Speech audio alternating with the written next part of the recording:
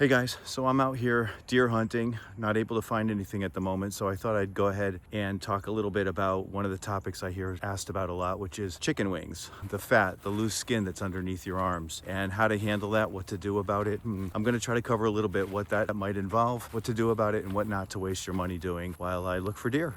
There's been a lot of conversation lately from both my friends and from clients who are taking these drugs for weight loss, these GLP-1s, injectables for the most part. It's sparked a lot of interest and it's sparked a lot of questions. So one of the ones I keep getting asked about, especially from my female clients and friends, is the loose skin that forms underneath your arms and how best to handle that. I wanted to try to sit here and address that for a minute if I could. I wanted to get away from the gym, get some fresh air, just get out in the woods and take a nice walk. I just want to sit here for a second and kind of try to cover that. So before we start, there's an important distinction I think you have to make here. Losing fat is not the same thing as tightening skin. So losing fat is when you're reducing the size of the fat cells. If you burn more calories than you consume, your body's going to tap into stored energy to find the energy that it needs there. So the fat loss changes what's underneath your skin. Tightening your skin means improving your skin's elasticity. It's the ability to kind of hug the body. Skin made of collagen breaks down with age. It breaks down with sun exposure. It especially breaks down with rapid weight loss. Whereas slow, steady weight loss is going to give the skin more time to tighten and to shrink and to adapt. So the key difference is that skin tightening changes the wrapper that's around your body, not the fat that's underneath it. Okay, so we're going to play with some balloons here for a second. Let's pretend that this balloon here is when you're younger and your skin is supple and there's muscle underneath it, good muscle tone. And so this is the basic skin that you have. Over time, as you increase the fat cells that are underneath your skin and you're stretching and stretching, the surface area becomes wider and wider. What happens as a result is that when you lose the weight, whether suddenly or slowly, you're going to get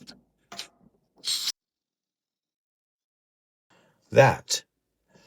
Okay, so now this area is never going to fully shrink back to match this area. So the idea here is to go ahead and build some muscle underneath here that'll cause this area to be not flabby, it'll not be wrinkled, and it'll have some tone and some strength to it. At the same time, creating a much stronger arm for yourself. So again, you're never going to get back here, but you can take what you're going to be left with after you've lost the fat and find a way to firm out the area underneath it and cause it to be nice and taut and strong again and not jiggly and not chicken wings. Common misconception that I hear is that a lot of people think that if they just do some arm exercises, the flabby skin's going to disappear. But exercise burns fat, it does build muscle, it doesn't make skin shrink though. That's why you can lose 30 pounds and still have loose skin. It's a different problem and it needs a different solution.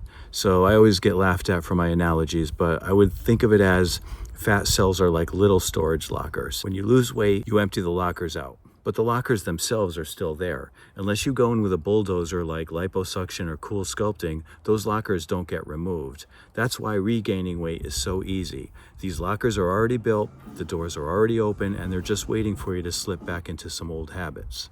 So what's going on here? Why does this happen? Well, loose skin is a natural sign of aging. It's the loss of skin elasticity. It's rapid weight loss, especially where the skin doesn't have enough time to slowly adjust to less and less surface area. So in any good book or movie, you're going to have a hero and you're going to have a villain. In this particular case, estrogen plays both roles. For most of a woman's life, estrogen is a protective force. It directs fat into the correct areas, it keeps long-term health going along, and it keeps fat away from the belly and from the arms. It kind of acts like a traffic cop, telling fat where to park, and for decades, it parks mostly below the belt. But when it becomes the villain, after menopause, dun, dun, dun, the levels drop, the traffic cop sort of walks away, and the body shifts its fat storage patterns. Fat begins to be stored in the abdomen and in the upper arms. Areas that were resistant before now have no protection. So if you combine that with natural muscle loss and looser skin, the fat looks even more pronounced. And just as an added bonus, less estrogen means slower metabolism, fewer calories burned at rest. It also impacts insulin sensitivity, which makes your body store fat even more easily. And it reduces collagen, so your skin becomes looser. Even a small layer of fat is going to look more saggy. So, the counterattack. The fight back, the fix. One is resistance training and protein. You got to build muscle to fill up and firm up the skin. Second is cardio and calorie balance. You have to keep fat from expanding into the new villain zones, if you will. And third is lifestyle. Sleep, less stress, hydration. You need to keep those hormones as balanced as you can, as much as possible. One of the big factors here is muscle loss. Without resistance training, your triceps over time are going to lose their size, their tone, and their definition. So it's not your fault, this is just biology. But the good news is you can fight back, and with the right combination of strength training, nutrition, and consistency, you can get yourself back in a better space. I want to talk quickly about a myth too. Spot reduction does not work. You can't just burn fat from one specific area.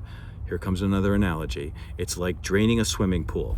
If you want the deep end a little lower, it's not going to empty that way first just because you want it to. The water level all is going to have to come down together in a systemic sort of pattern. You don't control the order. The other item is overhyped or exaggerated fat reducing kinds of therapies.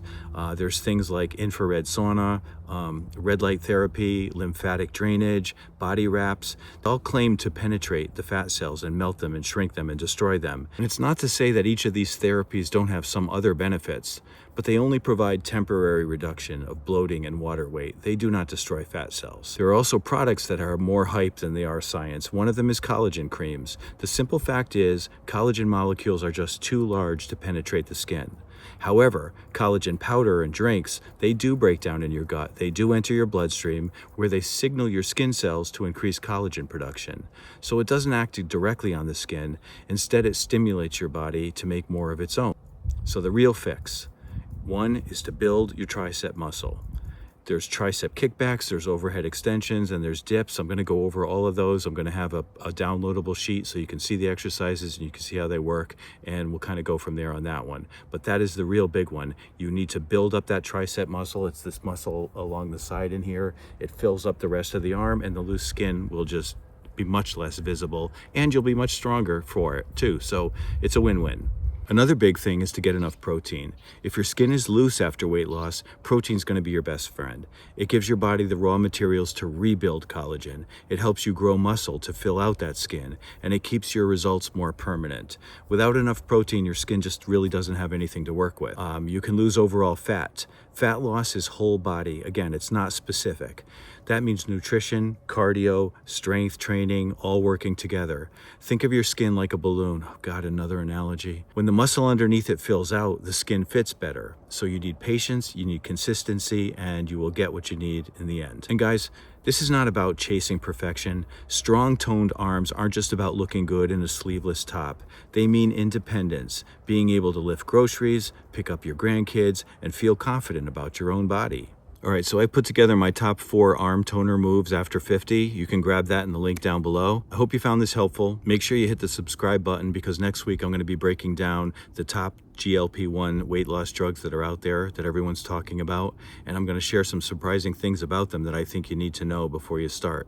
There's a downloadable click right here that'll bring you to the last video we did. And we're going to start a playlist here where we address some of this rapid weight loss and how it can affect you in different ways in your life, both psychologically and physically. So stick with me, subscribe, like, and so forth, and I will see you guys in the next one.